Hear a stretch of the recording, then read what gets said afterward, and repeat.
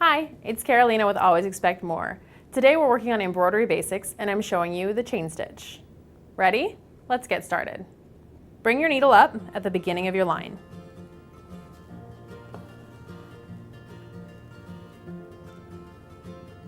Then put your needle back down about a thread or two away from where you came up. You'll get a loop. Don't pull it all the way through.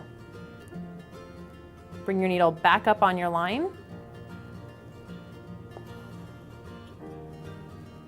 and pull snug but not tight. You want your chain stitch to still look like a chain. If you pull too tight, you won't be able to see that chain anymore. Bring the needle back down about a thread or two away from where you came up. And repeat. After each stitch, bring your needle back down a thread or two away. Create another loop.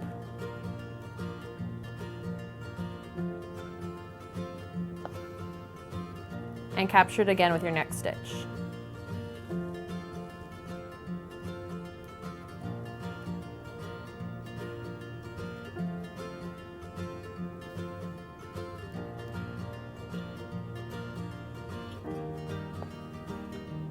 Catch any tangles by untwisting them.